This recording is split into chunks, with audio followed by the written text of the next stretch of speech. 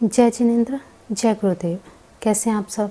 आरज़ू ख्वाहिश में आप सभी का स्वागत है। एक नई इन्फॉर्मेशन के साथ आप सभी के सामने हूँ। हमेशा की तरह आज भी एक ऐसी नई इन्फॉर्मेशन, एक ऐसी महत्वपूर्ण जानकारी लेके आई हूँ। जैसे कि हमेशा जब भी कोई भी वीडियो आपके सामने मैं लेके आती हूँ, आपके लिए कुछ ना कुछ इम्पोर्टेंट होता है, उसमें ज़रूरी चीज़ें होती हैं, कुछ ऐसी ज़रूरी चीज़ें होती हैं जिनसे आपको अवगत करवाना बहुत ज़रूरी है। देखिए, दिवाली आ रही है और दिवाली पर कुछ ऐसा किया जाए जो हमेशा के लिए, साल भर ही नहीं, हमेशा के लिए आपको लाभ देते रहें। आपकी घर में, आपके व्यापार में सुख समृद्धि, आपके बच्चों में बुद्धिमत्ता, सारी चीज़ें बहुत ज़रूरी हैं आना। तो इन सब का एक उपाय, बहुत बड़ा उपाय, बहुत बड़ी चीज़ है ये। मैं श्री यंत्र की बात कर रही हूँ। हमेशा मैंने कई अपनी वीडियोस में ज़िक्र किया है श्री यंत्र का। बहुत ही महत्वपूर्ण ये धातु की, कोई भी धातु ले लीजिए आप। मैंने स्फटिक यंत्र का बहुत बार जिक्र किया है। तो स्फटिक यंत्र अपने आप में बहुत ही महत्वपूर्ण है, क्योंकि श्री यंत्र में माँ भगवती का वास है। आपको मैंने पहले भी बताया है कि श्री यंत्र माँ भगवती का निवास स्थान है। वैसे भी शायद ही कोई व्यक्ति श्री यंत्र के नाम तथा उसके प्रभाव से अपरिचित होगा। वैसे तो सभी प्रकार के श्री यंत्र बहुत ही प्रभावी परिणाम देने वाले होते हैं, लेकिन इनमें स्फटिक यंत्र, जिसकी मैंने हमेशा बात की है, श्री यंत्र को बहुत ही चमत्कारी माना गया है। स्फटिक श्री यंत्र को, जिस पर श्री यंत्र की कृपा हो जाए एक बार, तो समझ लो उस पर माँ लक्ष्मी की कृपा हो गई। क्योंकि श्री यंत्र वास्तव में माँ लक्ष्मी का ही रूप है। ये मैंने पहले भी आपको बताया है। ये जितना पुराना होता जाता है उतना ही ये प्रभावशाली होता है। आज भी बहुत से ऐसे घर परिवार हैं जिनमें पुराने समय से, बड़े बुजुर्गों के समय से पुराने श्री यंत्र उनके घर में आपको मिल जाएंगे। इतना ये महत्वपूर्ण है और इतना ये शक्तिवान है। इसलिए आप जब भी देखिए, जब भी आप श्री यंत्र खरीदते हैं, परचेज जब भी करते हैं, तब वे नया होता है। और जब उसे आप लाकर घर में प्राण प्रतिष्ठित कर लेते हैं, उसके बाद अगर आप किसी को श्री यंत्र देते हैं ना, तो उसका कभी भी मूल्य मत कीजिए, क्योंकि ये एक ऐसी चीज़ है जिसका कोई मूल्य नहीं है, अनमोल है ये। अगर आप देना भी चाहें किसी को, तो उपहार स्वरूप दें, ताकि जिस तरह से श्री यंत्र की अपार कृपा आपको मिली है, वही अपार कृपा आप जिसको दे रहे हैं उनको मिले। ठीक है, इतना पावरफुल है ये श्री यंत्र। हाँ, एक बात और है, अगर आपने अभी तक श्री यंत्र स्थापित नहीं किया है, तो बहुत शुभ समय, बहुत अच्छा समय आ रहा है दीपावली का। दीपावली को आप श्री यंत्र स्थापित कीजिए और इसका आप लाभ लीजिए। अब बहुत कमेंट्स ऐसे आ रहे हैं कि श्री यंत्र हम लें कहाँ से। देखिए, श्री यंत्र पूजा के स्थान पे, पूजा का सामान जहाँ पे मिलता है वहाँ पे आपको मिल जाएगा। अगर आपको वहाँ पे नहीं मिलता, तो इस वीडियो के डिस्क्रिप्शन में मैंने लिंक दे रखे हैं, आप वहाँ जाइए, डिस्क्रिप्शन के लिंक पे क्लिक कीजिए। बाकायदा मैंने स्फटिक के यंत्रों की पूरी सूची आपको वहाँ पे तैयार करके दे रखी है। उस सूची के ऊपर आप लिंक के ऊपर क्लिक कीजिए, आपको सीधा वो डायरेक्ट श्री यंत्र पे ले जाएगा, वहाँ से आप परचेज़ कर सकते हैं। देखिए, आज ही अगर आप ऑर्डर करेंगे तो दिवाली तक आ जाएगा। अनफॉर्चुनेटली अगर आपको दिवाली तक नहीं भी मिलता है श्री यंत्र, आपका ऑर्डर दिवाली से पहले आपको नहीं मिलता है, तो घबराने की ज़रूरत नहीं है। श्री यंत्र को स्थापित फ्राइडे को, शुक्रवार को भी किया जाता है। इस बारे में भी मैं आपको टाइम टू टाइम बताती रहूँगी कि शुक्रवार माँ लक्ष्मी का दिन होता है, उस दिन भी आप स्थापित कर सकते हैं। अगर आप आज ही ऑर्डर करते हैं और उसके बाद दिवाली बाई चांस निकल भी जाती है, तो आप शुक्रवार को आप इस बात से चिंतित ना हो कि दिवाली निकल गई और श्री यंत्र आपको लेट मिला, कोई बात नहीं, आप शुक्रवार को भी उसे स्थापित कर सकते हैं। स्थापित कैसे करना है, कैसे शुद्धता करनी है, किस तरह से पूरा प्रोसेस करना है, अभी आगे मैं आपको बताऊंगी। वीडियो के एंड तक बने रहिएगा, ठीक है। तो देखिए, श्री यंत्र अगर आपके घर में स्थापित हो जाता है तो ये चीज़ चमत्कार से कम नहीं है। श्री यंत्र एक ऐसे अद्भुत वस्तु है जिसका अगर आपने उपयोग कर लिया और उसके बाद श्री यंत्र के सामने दीपावली के समय श्री सूक्त, बीज युक्त, श्री लक्ष्मी सूक्त का पाठ अगर आपने कर लिया तो फिर तो आप चमत्कार देखेंगे ही देखेंगे। आपके घर में आकस्मिक धन की प्राप्ति आपको मिलेगी, आपका भाग्य उदय होगा। इतना ये पावरफुल यंत्र है। चलिए अब आगे बताती हूँ कि स्फटिक श्री यंत्र को सामान्य रूप से, सरल रूप से किस तरह से आपने अपने घर में स्थान देना है, किस तरह से आपने स्थापित करना है, ठीक है।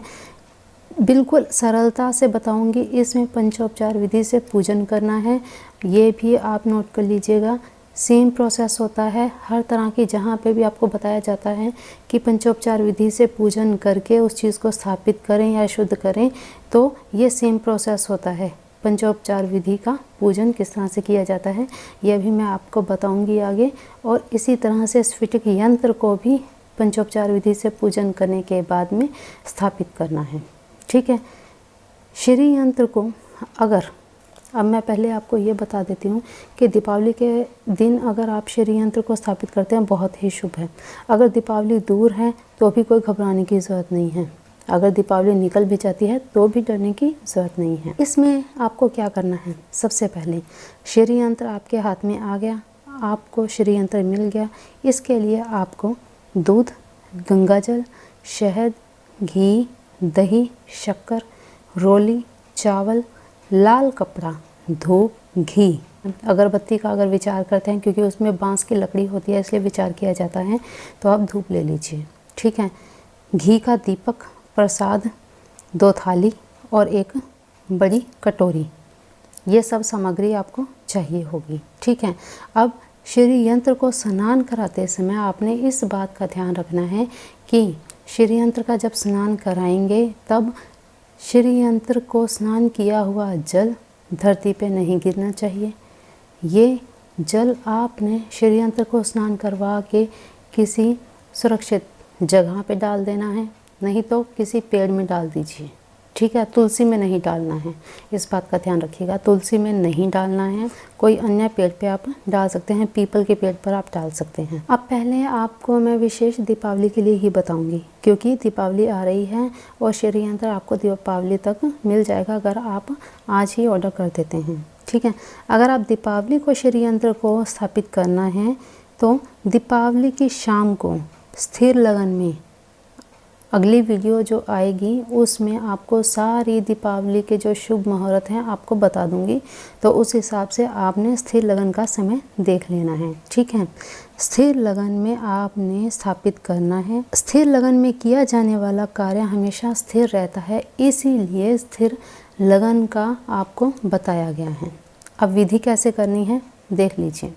सबसे पहले थाली और बड़े कटोरे में श्री यंत्र को सादे जल से स्नान करवाना है। उसके बाद क्रम अनुसार पंच तत्व से स्नान करवाना है, जो मैंने आपको सामग्री बताई है, घी, दूध, दही, ये सब चीज़ों की, ठीक है। सबसे पहले उंगली पर घी लेकर यंत्र को घी से स्नान कराएं, फिर जल से शुद्ध स्नान करवाएं।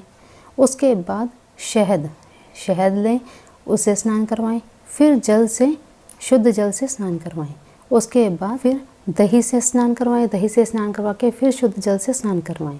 उसके पश्चात दूध से स्नान करवाएं, दूध से स्नान करवाकर फिर जल से शुद्ध स्नान करवाएं, ठीक। अंत में गंगा जल से स्नान करवाएं। स्नान करवाने के बाद में साफ कपड़े से यंत्र को पोंछ लें। इसके बाद यंत्र के आकार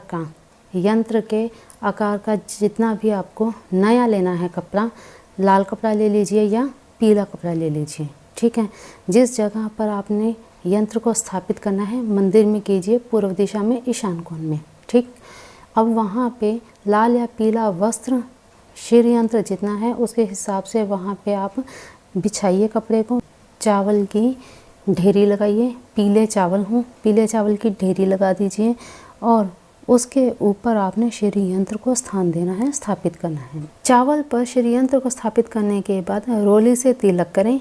तिलक करके फिर चावल ऊपर से चढ़ाएं, पुष्प चढ़ाएं गुलाब के, फिर धूप दीप आदि करके धूप दिखाएं, प्रसाद का भोग लगाएं। प्रसाद में आपने मिश्री, मेवा, फल, मिठाई, सब चीज़ें, तांबूल आदि सब चीज़ें आपने भोग लगाना है। भोग लगाने के बाद में आपने प्रार्थना करनी है कि हे माँ भगवती, आप इस श्री यंत्र में वास करें, स्थिर रहें, हमारे घर पर अपनी कृपा दृष्टि, दया दृष्टि बनाए रखें, हमें आशीष दें, हमारा भाग्य उदय करें। श्री सूक्त का बीज युक्त और श्री लक्ष्मी सूक्त का पाठ करें। इसके बाद एक श्री लक्ष्मी स्तोत्र जो मैं आपको यहाँ पे दे रही हूँ उसका पाठ करें। ठीक है, अब ये पाठ करने के बाद में श्री यंत्र आपके हो जाएंगे स्थापित। जो चीज़ें मैंने आपको बताई हैं किस तरह से स्नान करवाना है, ये आपको रोज़ाना करने की ज़रूरत नहीं है। रोज़ाना आपने सिर्फ एक कार्य करना है, धूप बत्ती देकर इस मंत्र का आप जो पाठ, एक पाठ रोज़ाना ज़रूर कीजिए। लेकिन ख़ास मौक़ों पर, ख़ास त्योहारों पर आपने ज़रूर ये कार्य फिर से करना है और शुद्धता के साथ, पूरा अपने मन से, पूरी विश्वास के साथ ये सब चीज़ें आपने करनी हैं। और साथ में एक पाठ आप रूटीन बना लीजिए, श्री सूक्त का पाठ या श्री लक्ष्मी स्तोत्र, इनमें से कोई भी आप एक पाठ ज़रूर रोज़ाना करें, धूप बत्ती दिखाएं, भोग लगाएं। ठीक है, इतना कार्य आपने रोज़ाना करना है। और दीपावली के दीपावली श्री यंत्र को स्नान करवाकर इसी विधि से आपने पूजन करना है। ठीक है, अब इसके बाद अगर, जैसा कि मैंने पहले बताया, अगर आपको श्री यंत्र दीपावली पे नहीं मिलता तो यही विधि, जो चीज़ें आपको बताई हैं, सभी सारी चीज़ें आपने शुक्रवार को करनी है। शुक्रवार को स्थापित करना है। इसी तरह से श्री सूक्त का पाठ करना है और शुक्रवार की शाम को, ध्यान रहे, शुक्रवार की शाम को यह सारी विधि करनी है। शीघ्र ही आपको अपने आप आपके घर में बदलाव नज़र आएंगे, आपकी धन संपत्ति आपको बनती नज़र आएगी। इतना ये चमत्कारी अद्भुत श्री यंत्र है जिसका मैं वर्णन करते करते नहीं थक रही हूँ। बहुत ज़्यादा ये बेनिफिशियल है हमारे घर के लिए, हमारे घर परिवार सभी के लिए। तो इसका ज़रूर उपयोग करें, ज़रूर मंगवाएं, ज़रूर घर में स्थान दें, स्थापित करें और अपने घर को सुखी समृद्ध बनाएं।